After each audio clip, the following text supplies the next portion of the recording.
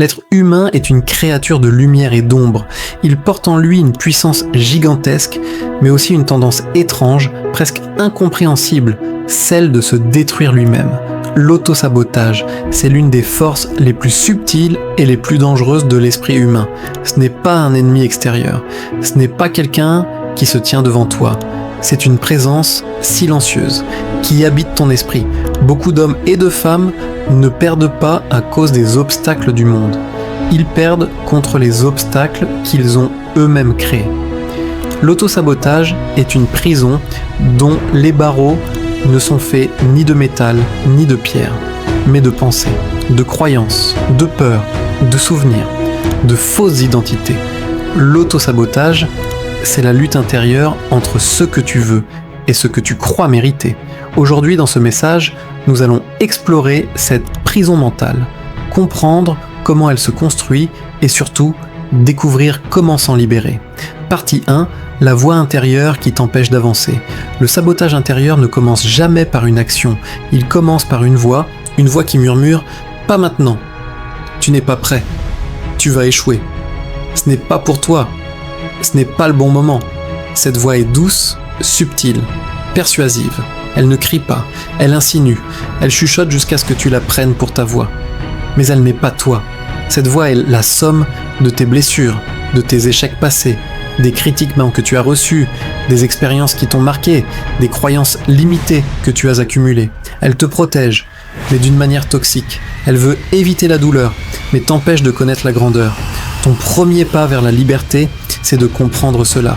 Cette voix n'est pas toi, elle est seulement une mémoire ancienne, qui cherche à survivre. Partie 2, d'où vient l'autosabotage ? L'autosabotage ne vient pas d'une faiblesse, il vient d'une contradiction interne. En toi vivent deux forces, la force de la croissance et la force de la protection. La croissance veut l'évolution, le risque, le changement. La protection veut la stabilité, la sécurité, ce qui est connu. Et l'esprit humain a un biais profond. Il préfère un mal connu qu'un bien inconnu. Tu veux changer, mais ton subconscient veut te protéger. Alors il te retient, et ce combat-là, tu le vis dans la procrastination, le doute, la peur du jugement, le perfectionnisme paralysant, l'autocritique, les excuses mentales, la fuite, l'évitement. L'autosabotage n'est donc pas un problème de motivation, c'est un problème de sécurité intérieure. Ton esprit croit qu'il protège ta survie, alors qu'en réalité, il étouffe ta vie. Partie 3, les formes invisibles d'autosabotage. L'autosabotage se manifeste de 1000 manières. Certaines sont discrètes, d'autres sont brutales. 1. L'indécision permanente. Tu veux avancer, mais tu hésites. Toujours. Tu veux une réponse parfaite avant d'avancer, et l'indécision devient ton refuge. 2. Le perfectionnisme. Tu dis que tu veux faire les choses bien. En réalité, tu as peur de mal les faire. Alors tu ne fais rien. 3. La suranalyse. Tu passes plus de temps à penser qu'à agir. Ton esprit tourne, analyse, réfléchit, puis recommence, et la vie passe. 4. La fuite vers le confort. La distraction, les réseaux, les plaisirs instantanés, ils ne sont pas là pour t'aider, ils sont là pour t'éloigner de toi-même. 5. L'autocritique excessive. Tu deviens ton propre bourreau, tu t'insultes mentalement, tu détruis ta propre confiance. Toutes ces formes ont un point commun, elles te gardent loin de ta puissance. Partie 4. L'identité, le cœur de l'autosabotage. Tu ne peux pas agir durablement contre l'image que tu as de toi. L'être humain ne se dépasse pas. Il s'exprime. Et si au fond de toi tu crois que tu ne mérites pas mieux, alors tu créeras sans cesse des situations qui confirment cette croyance. Tu n'attires pas ce que tu veux, tu attires ce que tu crois être. Voilà pourquoi l'autosabotage est si puissant. Il te fait agir pour rester fidèle à une identité intérieure dépassée. Tant que cette image ne change pas, ta vie ne changera pas. Partie 5. La clarté, première clé de libération. Tu ne peux pas vaincre ce que tu refuses de voir. Tu dois identifier où tu te sabotes. Pose-toi ces questions. Dans quel domaine je sais ce que je dois faire, mais je ne le fais pas? Qu'est-ce que je repousse systématiquement? Quelle peur me limite le plus? Quelles excuses reviennent encore et encore? La clarté n'est pas confortable, Elle est parfois douloureuse, mais elle est l'antidote au mensonge intérieur. Partie 6. Le conditionnement mental. Il était une fois un homme né dans une caverne sombre. Il n'avait jamais vu la lumière. Il croyait que le monde n'était que pierre, froid et obscurité. Un jour, il aperçut au loin une lueur. Une lumière douce, faible, presque invisible. Il voulut s'en approcher. Mais il eut peur. Il se dit « Et si la lumière me brûlait ? Et si je devenais aveugle ? Et si le monde dehors était pire que celui que je connais ?» Alors il retourna dans sa zone sombre. Il retourna dans ce qu'il connaissait. Il retourna dans son auto-sabotage. Mais la lumière revint, encore et encore. Elle insistait, elle l'appelait. Un jour, il décida enfin de faire un pas, puis un deuxième, puis un troisième. Plus il avançait, plus la lumière grandissait. Et il découvrit quelque chose qu'il n'aurait jamais imaginé. Un monde immense, un monde chaud, un monde vivant, un monde lumineux. Il comprit alors ceci. La lumière n'était pas dangereuse, c'était l'obscurité qu'il était, l'auto-sabotage. C'est choisir l'obscurité alors que la lumière t'attend.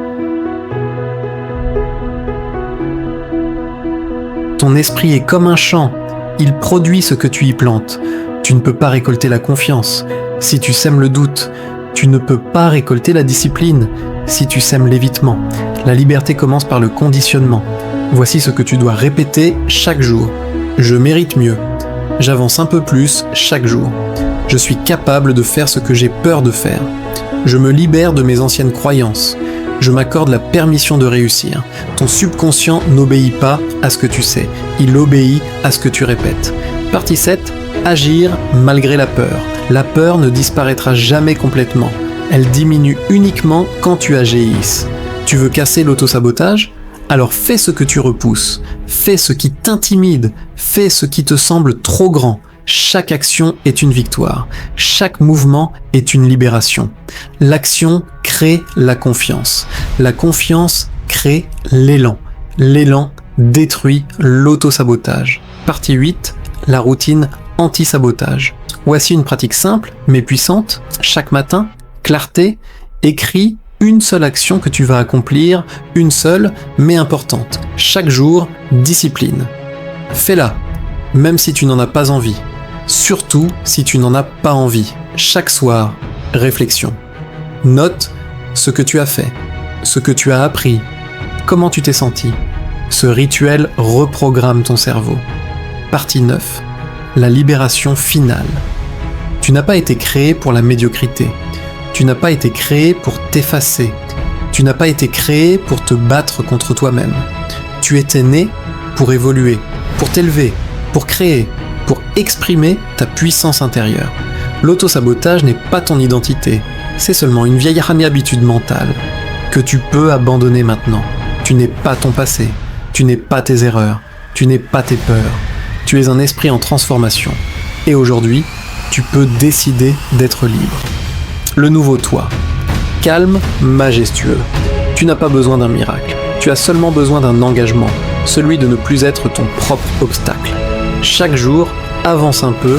Chaque jour, choisis ta croissance. Chaque jour, honore la version de toi qui cherche à naître. La vie t'attend. La réussite t'attend. Ton futur t'attend. Il ne reste qu'une seule question. Oseras-tu arrêter de te saboter pour commencer à te construire ? On croit souvent que s'auto-saboter, c'est juste ne pas faire ce qu'on doit faire, mais c'est beaucoup plus subtil. 1. Le perfectionnisme.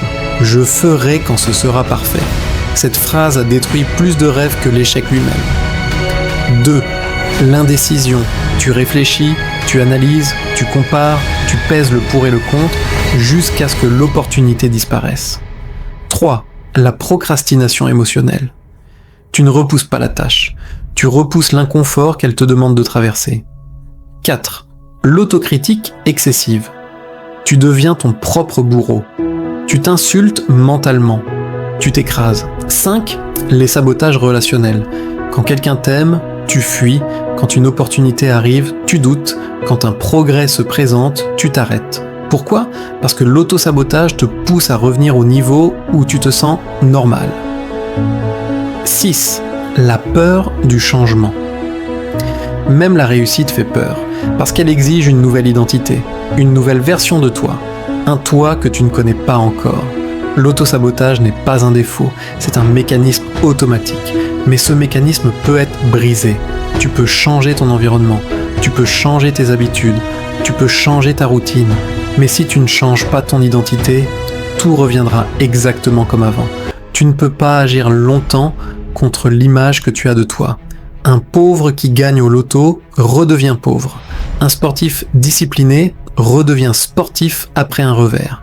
Un leader naturel redevient leader après un échec. Pourquoi ? Parce que l'identité finit toujours par reprendre ses droits. L'autosabotage apparaît lorsque l'identité intérieure ne correspond plus à la vie que tu veux construire. Tu veux être productif, mais tu te vois paresseux.